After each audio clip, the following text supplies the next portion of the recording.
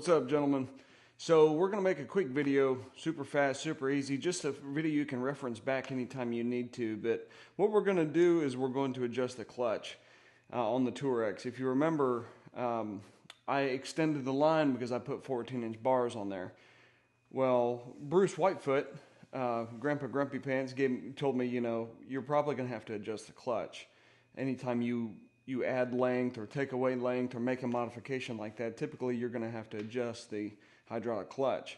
And so after I tested it, I do in fact need to adjust it. So I talked to Mike Seastrom at Valhalla Motorworks, and he gave me the little quick rundown, and I'm going to share that with y'all here. So let's not waste any time and let's get into it.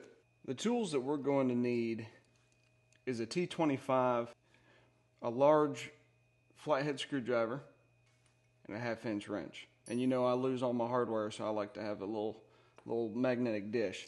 First things first, let's take this derby cover off.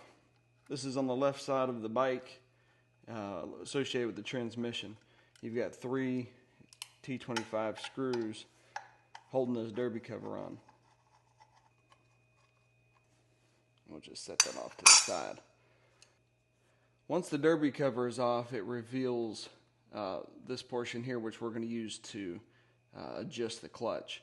Up here is the bleeding valve that we used when we bled the hydraulic clutch. I have a video on that as well if you need to reference that. However, today we're going to work on adjusting the clutch. I've already adjusted this clutch, but we are going to go over it together on film. So the way I was understood is we're going to locate the stud here, and we're going to loosen this lock washer, or this lock nut. So you'll put your screwdriver in there, you'll hold it in place, and you'll loosen this. And when I did it, I backed it all the way off, just about. Not removing it, but I backed it off pretty far. Now once your lock nut is off, you can reach up and you can grab your clutch lever, and you're going to gauge the distance between here and the snap ring. But right in here, as I pull the clutch lever, you're going to see this valve move, and you're going to see this snap ring right here. It's going to get close to that snap ring.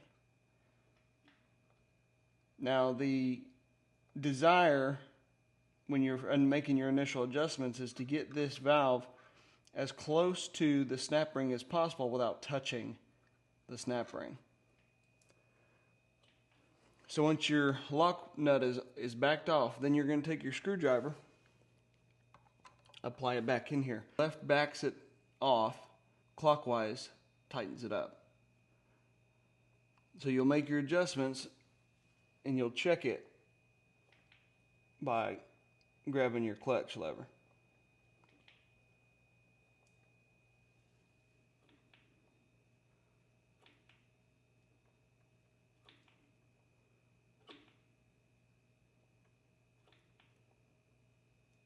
You'll hold that stud in place and tighten your lock nut back down.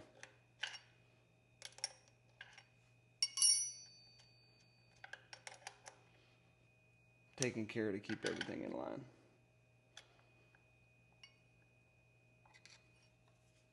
Once you have your lock washer tightened down, the best thing to do is to not put the derby cover back on just yet. Take the bike for a ride. Get it up to temperature, and you can come back and make fine adjustments based on how the clutch feels and how you desire the clutch to be. Just for another reference, this is a clutch that Mike did. He adjusted for me. So as you can see here in this gap, as we pull the clutch lever,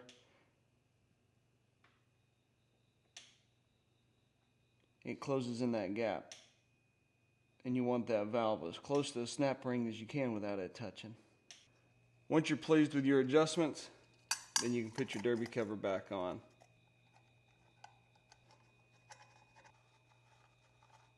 Well, y'all, that's all I've got.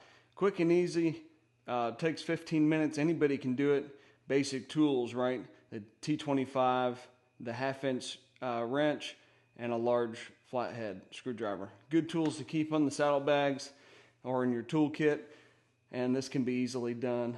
And a good skill to know how to do when the time comes to be able to make your own adjustments. And this is all part of owning a motorcycle, so really good stuff to know how to do. If you have any questions, reach out to me, or there's plenty, like I said, there's always plenty of other guys in the community that are always willing to help. And so we will catch you on the next one.